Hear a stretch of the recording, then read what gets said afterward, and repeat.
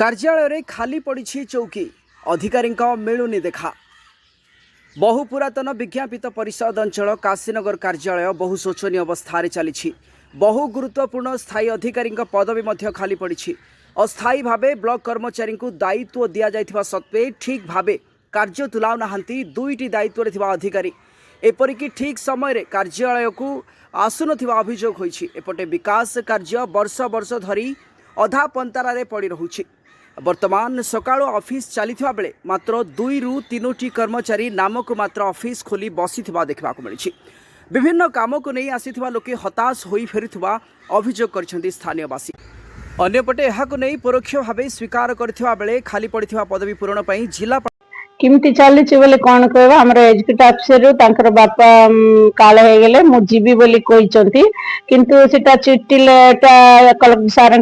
ना मु जानी चिट्ठी सैंक्शन भी मु जानी तांके जाइचंती ना अछंती भी मु जानी किंतु मत कहते मैडम आमर बापा काल हो गले मु जीवी बोले सेटिकी ऑफिस स्टाफ बोले आपन तो जाइके देखिले मु कौन कह बाला केंद्र बहुत आसुचंती टाइम आसुना सीटा गोटे विषय मु बहुत थर जिलापाल को भी बैठिली सार प्रॉब्लम एटा बोली कहले सार को सुनैले और मो गहल तो सार सुनी पार ना कौन किसी स्टाफ को दे ना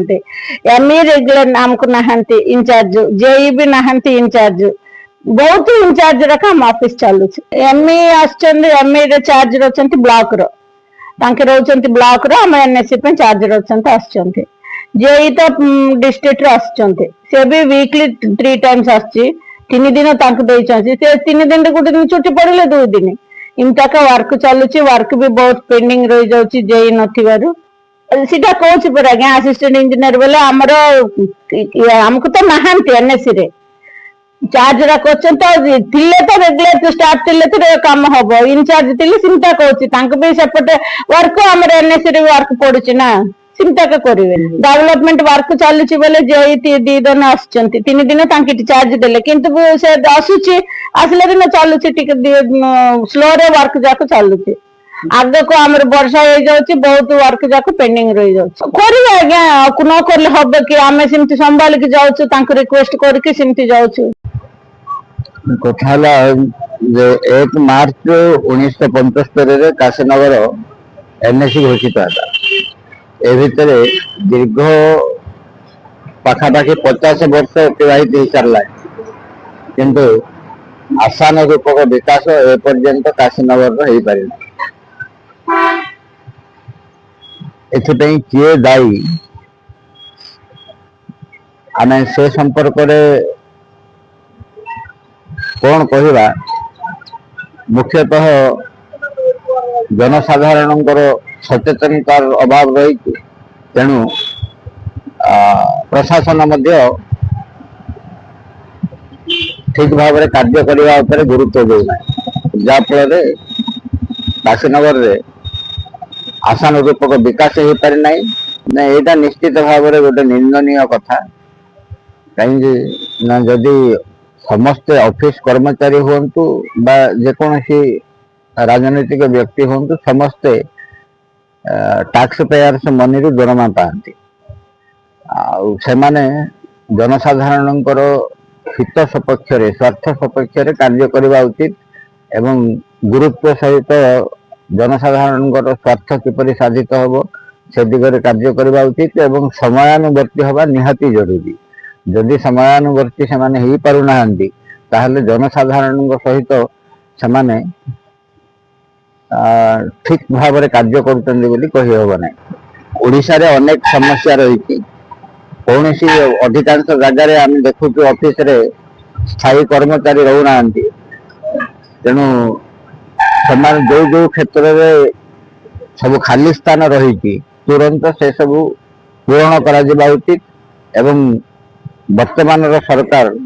जमती नियुक्ति उपरे एवं बेकारी समस्या समाधान उपरे गुरुत्व दे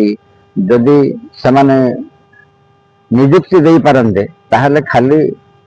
पड़िथिबा स्थान गुड़िक सहजरे पूरण हो पार म्युनिसिपल इंजीनियर पदवी खाली पड़ी स्थायी कहीं ना जूनियर इंजीनियर संभवतः कहीं ना तेणु सबू अस्थायी कर्मचारी मान नहीं चली कार्यक्रम द्वितीय कथा है जो सब प्रोजेक्ट हाथ को निया होउची ताहा बहु विलंबर कार्य होउची तार पूर्व जे थिले अशोक प्रधान तहसीलदार तांको समय रे 15 एकर जमी डंपिंग यार्ड निर्माण करने दिया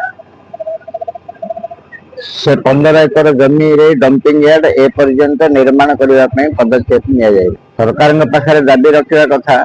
जेहेतु एनएसी घोषित हबार 50 वर्ष बीतीगला एवं ए पर्यंत आखि दृष्टिया कौन विकास हो पारि ना तेणु जनस्वार्थ सपक्ष मोर कहवा कथा है जे जो माने समस्त नियमानुवर्ती ही कार्य करवा उचित एवं जनसाधारण स्वार्थ जमी रक्षा कर से दिगरे समस्ते कार्य करवा उचित। आउ गोटे कथा है जे इथि गोटे क्रेमेटोरियम करने बहुत आगु अर्थ सांक्शन होइछि किंतु से क्रेमेटोरियम भी ए पर्यंत करा जाई पारि नाही पैसा खर्च ही फेरी पड़े कि नहीं मु जानी नहीं किंतु से कार्य ए पर्यंत संपूर्ण ही नहीं स्थायी बस स्टैंड ए पर्यंत नहीं सरकारी पाठागार नहीं टाउन हॉल नहीं गेस्ट हाउस नहीं काशीनगर को गोटे अर्बन एरिया बा एनएसी कहवाई जो जो शर्तर आवश्यकता अच्छी से शर्त ए पर्यंत पूरण हो